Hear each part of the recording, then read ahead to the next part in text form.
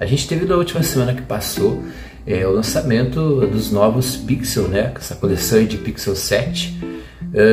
E esse evento, eu vou procurar inclusive deixar esse evento do Google aqui, com os links, com audiodescrição em inglês, e o link do vídeo oficial, né, do conteúdo oficial gerado no próprio canal oficial do Google aqui no YouTube.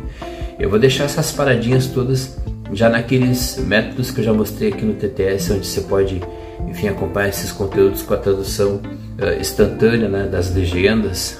Enfim, geralmente eu legendo, quem está habituado a acompanhar aqui o TTS sabe que eu faço essas paradinhas assim, de legendar alguns eventos, mas hoje eu vou fazer um pequeno apanhado sobre esse evento do Google, mais nesse clima mais opinativo, separando 3 momentos desse evento que eu acho que são bem importantes da gente pontuar e marcar, que são 3 momentos que se relacionam diretamente ou não com a acessibilidade, mas ambos de alguma maneira estão sim embutidas nessa coisa bacana, nesse espírito de inclusão, né? Então vamos lá.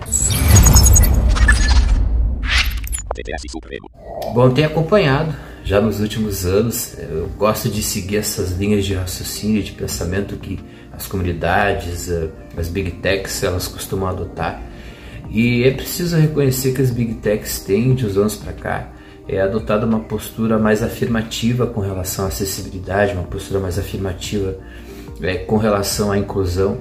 Esse mérito ele pertencia antes às comunidades, mas parece que as coisas estão meio que se invertendo, assim. Eu vou tratar melhor sobre esses aspectos ligados às comunidades no conteúdo que eu estou trabalhando aqui também relacionado ao Fedora.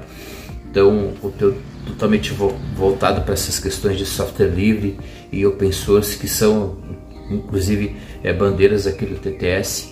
Mas eu acho que é bacana a gente colher algumas coisas dessas Big Techs, né? O artigo mais recente da Microsoft, por exemplo, quando se volta para tratar da questão da inclusão digital e da acessibilidade, eles afirmam ali categoricamente que estão aprendendo e tendo que aprender muitas coisas para atender essas demandas. Eu imagino que quando você começa a ver a acessibilidade não como um problema, mas como algo desafiador, você realmente vai ter muita coisa para aprender com a acessibilidade, né?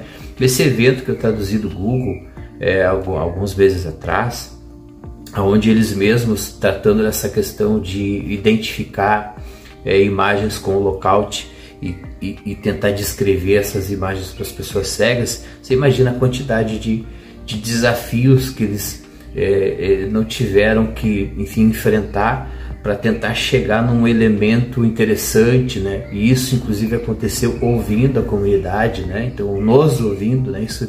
Isso que é bacana, essa tentativa de ampliar um diálogo com o seu usuário, né?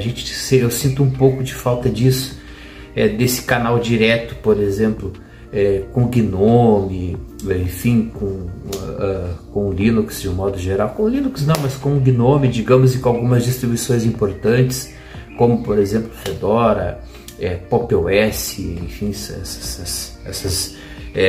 esses sistemas mais bem situados no mercado, né? Enfim, seria interessante que fosse melhorada essa questão da comunicação, mas isso é um outro papo. Fato é que eu separei 3 paradinhas que eu acho importante trazer aqui para o TTS sobre esses eventos que estarão também nas descrições dos vídeos.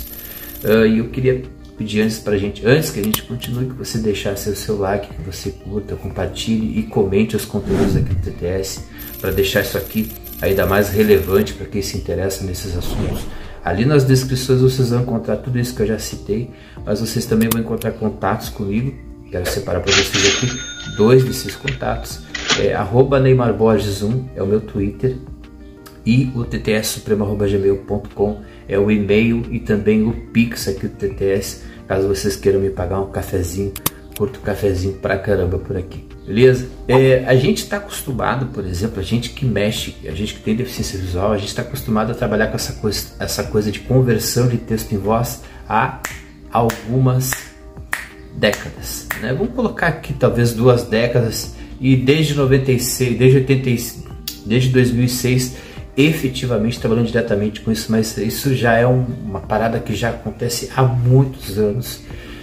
E veja que deriva desse tipo de tecnologia a inversão da mesma, ou seja, essa coisa de pegar um texto e transformar em áudio, sendo transposta para a questão de pegar o áudio e transpor ele para o texto. Isso foi uma parada que começou a ser muito utilizada pela galera da surdez e que acabou assim, sendo popularizada porque a acessibilidade ela diz respeito muito a isso, essa questão de você ter opções, essa questão de você ter um software de qualidade, ter boas ideias sendo postas em prática e com essas boas ideias em práticas ampliando esse leque de opções que o usuário tem, né? Isso é bom para todo mundo, não só para a pessoa que tem algum tipo de deficiência, né? Então, o Google lançou isso, vai provavelmente chegar para nós nos próximos dias. Primeiramente vem no Pixel, lógico, mas depois chega para a gente, que é essa transcrição de áudio, né? Então imagina você tá, enfim, numa reunião, né? Como eles deram um exemplo lá, e aí você recebe um áudio, você não vai poder ouvir aquele áudio ali, e aí o Android vai ali, transcreve aquilo para você, sem que você precise dar play no áudio. Isso é muito interessante. Coisa parecida a gente já faz no Android, com aplicativos de terceiro como Telegram, por exemplo, né? Mas isso nativamente mostra que, enfim, os caras estão ligados e realmente estão conseguindo trazer coisas, da acessibilidade e transpor elas para essa questão do mercado. A gente também viu isso acontecer com a própria conversão de texto em voz, com o pessoal utilizando hoje fartamente a conversão de texto em voz em aplicativos de GPS, em totens de hospitais, por exemplo, né, esses totens de atendimento, o uso do TTS massivamente sendo aplicado ali. A gente vê o uso do TTS e das leituras neurais, inclusive hoje com essa questão do audiobook.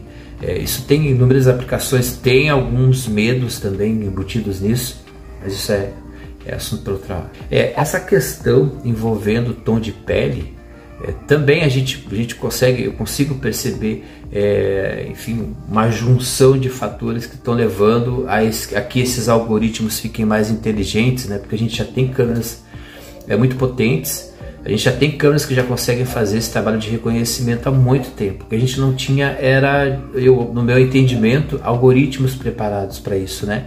E a história recente tem mostrado que claro que o problema nunca é o algoritmo, e sim quem está por trás do algoritmo, né? Quem, enfim, está idealizando esse algoritmo, né? E aí a gente cai nessa questão do tom de pele, a gente cai nessa questão da pessoa preta, para usar aqui um nome contingente com o que está sendo usado pela vanguarda desse movimento atualmente.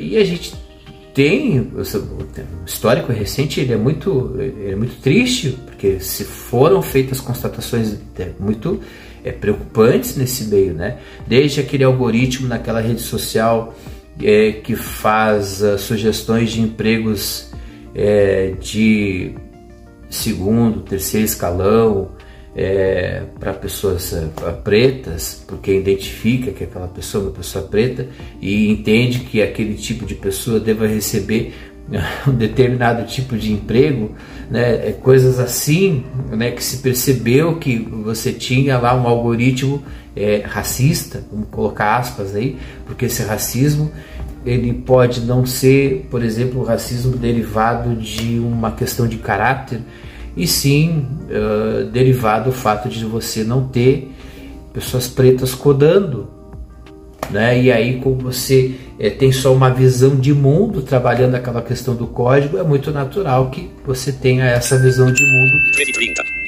sendo imposta no próprio código e gerando assim, né, algoritmos racistas. E isso aparecia muito também e aparece ainda hoje em softwares de embelezamento de imagem, em softwares que fazem esse pós-processamento de uma imagem, onde você tem um embranquecimento da pele. Isso eu imagino que realmente deva ser bem constrangedor. É bacana essa posição de tentar reverter isso, e fica esse aprendizado para nós também, porque existe hoje uma luta dos movimentos antirracistas para colocar mais pessoas pretas nos locais de decisão. A gente não vê um movimento parecido com esse, fazendo chamando a atenção para esse mesmo aspecto para nós. A gente, como nós não temos representantes com deficiência exercendo esses cargos de nível maior hierárquico, ou seja, cargos de decisão, a gente continua ainda muito mais à mercê das decisões de quem não tem uma deficiência, né? Então fica complicado, e por isso muitas vezes essa dificuldade que as pessoas têm na hora de fazer o seu código lá do seu software, entender que ela tem que colocar tudo direitinho lá. Se ela fizer aquilo como manda o figurino, colocar as tags, colocar tudo direitinho, ela vai estar desenvolvendo um software realmente de qualidade e provavelmente um software essencialmente acessível, né? Uma pessoa com deficiência, ao estar codando, ela vai se lembrar desses aspectos. É por isso que inclusive a gente precisa de mais gente trabalhando com código e, claro, mais gente envolvida com as nossas coisas e não envolvida com o mercado. O mercado é importante, a gente precisa do mercado, a gente precisa ganhar dinheiro, mas antes vem essa questão ideológica, vem essa questão de sensibilidade, né? Senão a gente vai ficar para sempre à mercê de quem não tem deficiência. É importante a gente trabalhar essa questão da empatia, é importante a gente trabalhar essa questão da solidariedade, isso é fundamental. Para nós, a gente precisa dessa solidariedade, a gente precisa dessa empatia por parte de quem não tem deficiência, mas a gente também precisa lutar para ter um pouquinho mais de espaço nessa sociedade aí, né? Por último, e não menos importante, é claro que teve uma parada muito legal ali que eles reservaram, um momentinho muito bacana que eles reservaram para a galera da cegueira total, para a galera que tem baixa visão, enfim, para todas as pessoas que têm grande dificuldade de focar ali a câmera para fazer uma foto. Enfim, tem ali um acesso guiado agora, que é uma coisa que eu já comentei aqui no TTS há muitos anos que faltava. A gente viu isso chegando assim timidamente em soluções de terceiros. A gente viu isso sendo aplicado em alguns sistemas como na Apple, e a maneira como está funcionando ali parece ser bem legal, ou seja, ele vai te dizendo move para a esquerda, move para a direita. Quem já usa o Low-Coat já está habituado a ver o Low-Coat fazer isso. Agora isso vai ter lá na câmera do Google também, vai chegar para a gente também. Claro, está chegando primeiro para os Pixels, mas é uma questão de tempo para chegar para nós, talvez nem demore tanto tempo assim. E aí você vai ter esse acesso guiado à câmera. Eu espero que esse acesso guiado à câmera, que te ajude a focar, ela também consiga fazer isso no momento do vídeo, né? A gente precisa esperar um pouco para ver como é que vai ver esse desempenho. Eu vou testar, tenho certeza que eu vou testar isso aqui e vou mostrar para vocês aqui no TTS. Mas seria muito interessante esse acesso guiado também no momento de fazer um vídeo, né? Para que a pessoa tivesse um pouco mais de descrição daquilo que está acontecendo, né? Quem já não tem deficiência costuma cometer alguns erros na hora que está gravando o vídeo, né? Então, inclusive, fica essa dica para você, quer tenha deficiência visual ou não, né? Quando você for gravar um vídeo, se você começar ele no modo paisagem, siga até o fim da filmagem no modo paisagem. Se você começar essa gravação no modo retrato, siga até o fim do modo retrato, porque no momento em que você gira a tela, você estragou o seu vídeo, você estragou a sua filmagem, né? Aí teria que ir para um editor lá, fazer um corte, fazer um reparo ali. Então eu espero que esse acesso guiado ele também atenda essas nossas necessidades com relação a vídeos, se bem que isso é uma coisa bem, como eu já mostrei para vocês, é uma coisa que acontece com todo mundo, entra um pouquinho do conhecimento, né? Mas um acesso guiado no vídeo também seria bacana. Gente, esse vídeo ficou um pouquinho grande, eu espero que vocês tenham gostado, o link para tudo vai estar na descrição. Esse vídeo era para ter acontecido ontem, era para ter sido um vídeo de domingo, está acontecendo hoje na segunda-feira. Enfim, um conteúdozinho mais leve, mas eu precisava repercutir um pouco dessa questão relacionada a esse evento do Google, para extrair para vocês esses aspectos relacionados à inclusão e acessibilidade que a gente sabe que não rola com a devida ênfase por aí. É uma pena, mas enfim, né? Pelo menos um pouquinho disso a gente conseguiu acompanhar alguns canais, mas agora com a devida ênfase aqui no TTS. Espero que vocês tenham gostado. Obrigado pela paciência de sempre. Um abração, até a próxima. Tchau, tchau.